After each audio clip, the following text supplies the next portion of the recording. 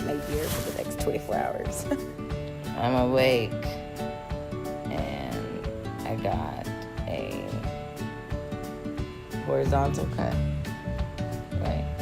I got the C-section cut instead of the other one like I thought they was gonna give me. Yay.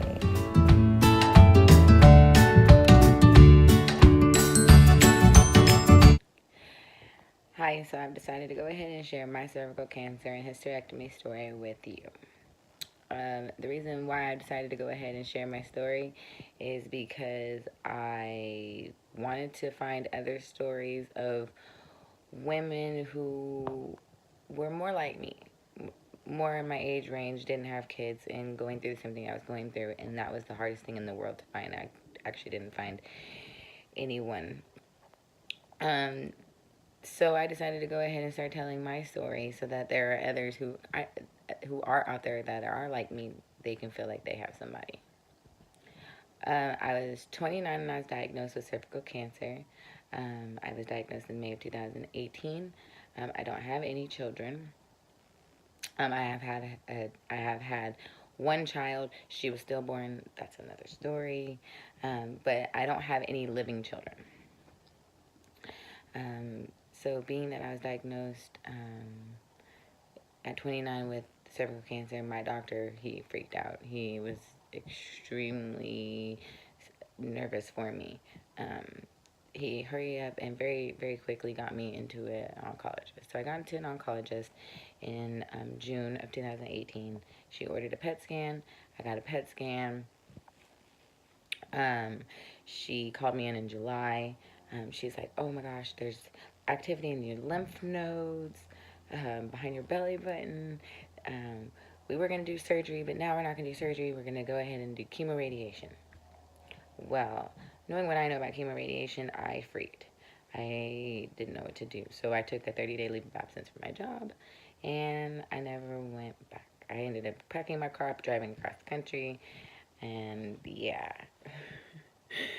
So in about October, I decided to go ahead and seek treatment. So I got treatment a whole different state, whole different doctor, whole different everything. I went and got a second opinion. I told them what the previous oncologist had told me. So they went ahead and ordered another PET scan. The PET scan showed that it was a centralized tumor, strictly in just my cervix, and there was no lymph node activity, so that was really good. So I opted for a hysterectomy because I could have still went through radiation, but that was putting poison in my body. I really didn't want to do that. I could have had a trolectomy, which is when they just cut off the cervix, but even after that, say I would have gotten pregnant with my own children, I would have ended up having to have a hysterectomy anyway. So I was like, okay, well, let's just go ahead and do the hysterectomy because I was going to have one anyway. So the doctor was like, all right, well, let's do the hysterectomy. I said, but I'll only have it under one condition.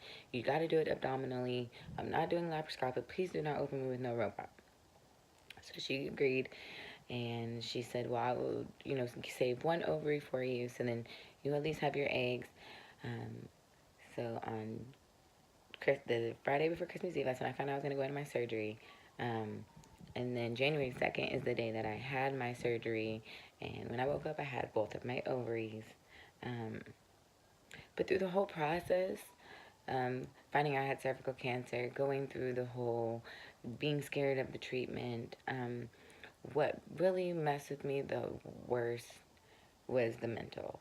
The mental aspect of it all. Our reproductive organs being connected to whether you're female or a male. I get it, I'm still a female without my reproductive system. I cannot carry my own children now. I'm still a female, but being in today's society where you have all these different people being able to be what they want, and I am what I am and want to be what I am, and don't get to have the fully functioning of being able to do what all women can do. And it is scary. So I want to go ahead and tell my story and take you on my journey from me healing at 30 of a hysterectomy and the challenges I'm going to be facing From here on out, I mean, I'm on bed rest for 2 months. There's not really much I can do, but I do have my good days and bad days. I do have days where I break down. I do have days where I feel like I'm broken.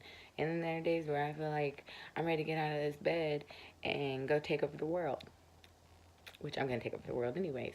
But the point is that I felt like I was the only person out there who was my age going through what I was going through.